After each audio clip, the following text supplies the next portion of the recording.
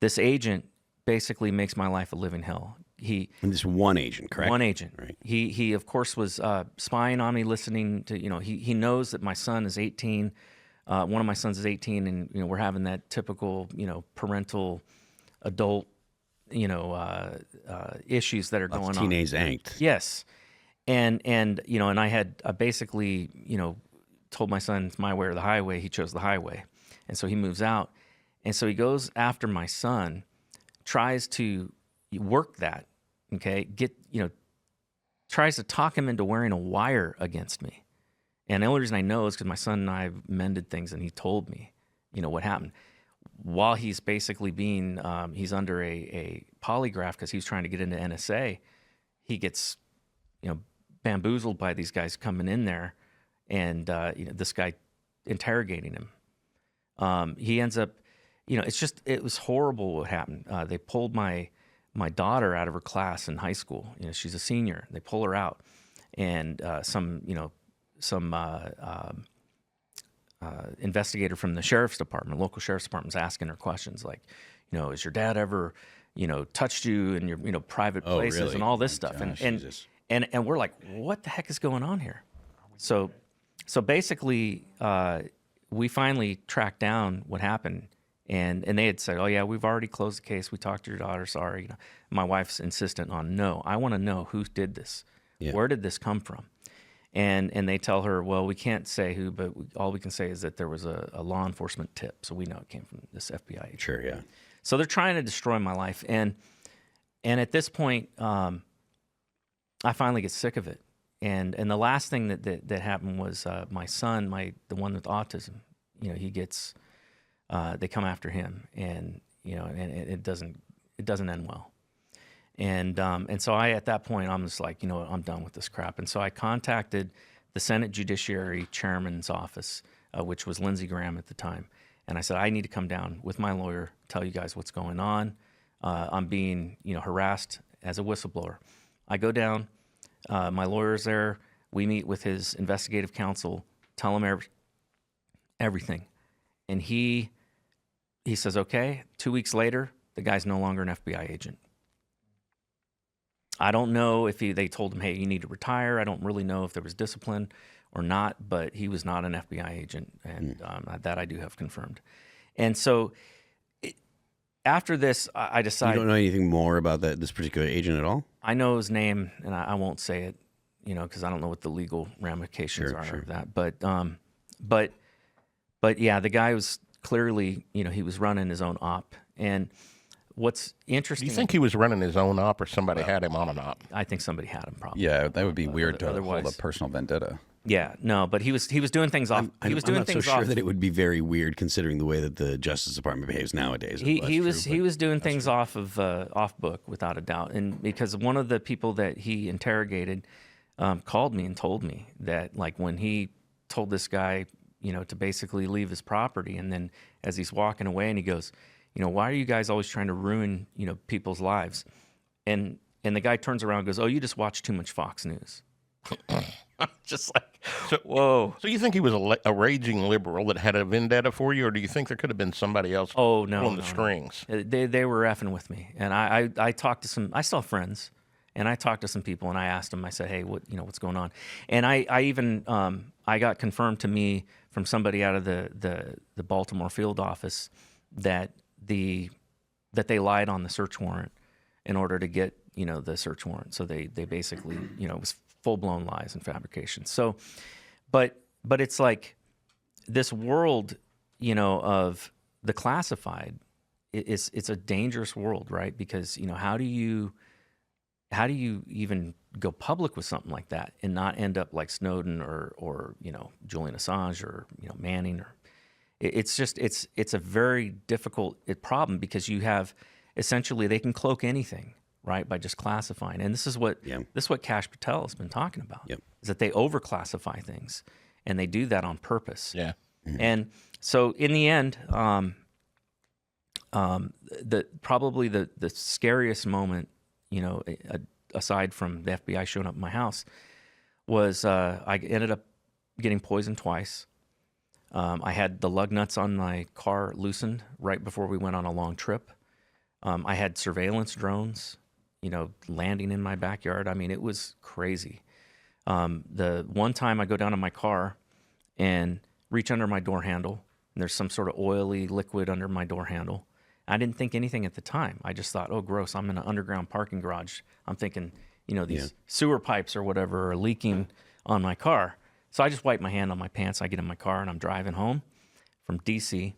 because at this point I had taken a job with a defense contract, and I'm working, for the You still Navy. had your clearance then? Yeah, my clearance never got suspended.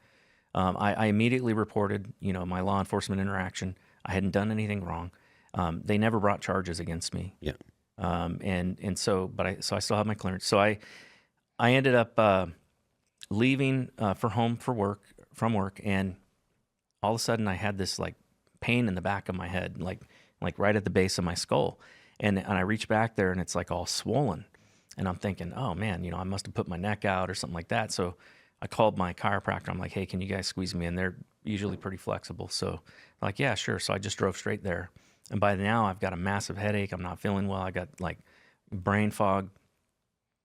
The chiropractor goes, I don't think this is your vertebrae. It's like you got some swollen glands back here. You need to go see a doctor. So I called my doctor's office because I hate going to the emergency room because it's like you're going to be there for 3 hours. Sure, yeah. Good luck if you get it. So I called them and I'm like, hey, can you guys fit me in? And they said, we just had a cancellation. If you can get over here in 10 minutes, we can see you. So I get over there. And by this time, now I'm having slurred speech. I've got ataxia, so they're doing this thing, and one eyeball's moving, the other's not. I can't walk in a straight line, so they think I'm having a stroke. So they're like, you need to go immediately to the emergency room. So my wife at this point has met me, and so she drives me to the emergency room.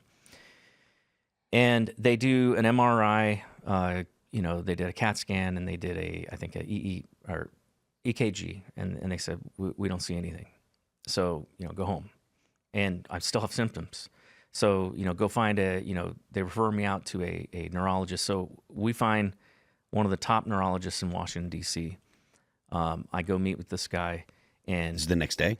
I think it was like maybe 2 days or 3 days later. Okay. So I meet with this guy, and we have, he does MRIs, MRAs with and without contrast. He does EEG, everything, like every kind of test you can imagine. And at the end of it all, he goes, and this is 6 weeks later, I still got symptoms. And he's like, I got good news and bad news. He goes, the bad news is I don't know what's causing this. He goes, all of your charts don't explain any of this. He says, so the good news is you have pristine arteries. There's no plaque in your arteries. Your brain is pristine. Everything looks great. And I had been taking this vasodilator for a while, supplement. And I'm pretty sure, it's opening up my arteries and veins and stuff. So, and I had taken it about 2 hours before this contact. And I don't realize until this moment that that's what happened, because he says to me, he goes, I'm really, he says, if your job was different, I might know what this was.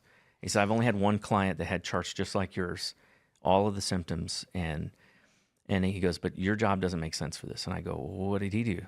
He says, well, he worked for an industrial chemical plant, and he touched some chemicals with his bare hands. And I'm like, right then, oh crap, I know what this is. And the symptoms lasted that long after touching the? Yeah. Did you clean off the thing that you touched? No. So do you believe that you continued to touch this? Well, it absorbed through my skin. Sure, yeah, but what I'm saying is so you touched it one time, rubbed it off on your pants or whatever, probably got more that absorbed through your clothing. But as you continued to get in and out of your car, possibly, there was residue. Do you believe the residue, that's why it persisted? It's very possible. Okay. But it also could have just persisted because it could have been a long-acting thing. I don't know. But that's a good question. I don't know. But prior to that, I had had another incident about 2 months before where I ended up, same type of situation, end up in the emergency room with heart attack-like symptoms. And in that case, I had walked into my office and there was like a dust, like a very light film of dust on my desk. And normally I left my door unlocked, but that day I come in and my door's locked. And so I had to get the spare key to get in. And I brush off my desk and immediately start going into AFib. Now, I think now, and at the time, I didn't. Again, I'm just thinking, man, I'm under incredible stress. This must just be stress. Sure. But now that I think back, I'm thinking that was probably, and I've talked to, of course, a number of experts in this sort of thing. In fact, I contacted the Carlson Institute, which they do all the poison testing for the FBI, and sent the guy my charts and everything. And he's like, "Look, you were probably poisoned with some sort of neurotoxin, anthrax, and then no, more like some sort of there's a bioweapon. Yeah, they have 14 different chemicals that they know of that can cause those symptoms just by touching them. But he also mentioned that the other incident that I had, could have been fentanyl. Could have been some sort of stimulant or something like that.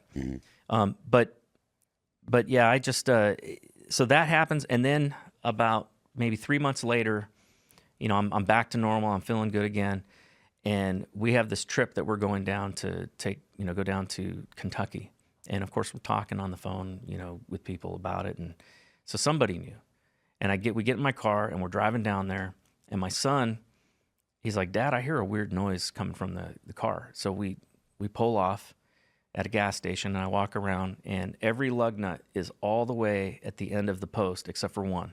One lug nut is holding that wheel on, and we drove front or rear, front right passenger side. So if you think about it, I'm doing 80 miles an hour on the highway. You lose control if it. Yeah, I mean, it would have been devastating. Mm-hmm. So after that, I'm like, all right, man, we're done. We're moving. We got to get the hell out of here, because I had somebody show up at my house, and YouTuber or whatever shows up there, and he's got filming me as I'm driving up my driveway, gets my license plate. He's telling everybody where I live, and he's talking about, and making up bullshit that he looked at my resume or something on LinkedIn and is making all these assumptions that just aren't true. Thanks for watching this clip from the Culture War podcast. We're live every Friday, 10 a.m. to noon, so subscribe and come hang out.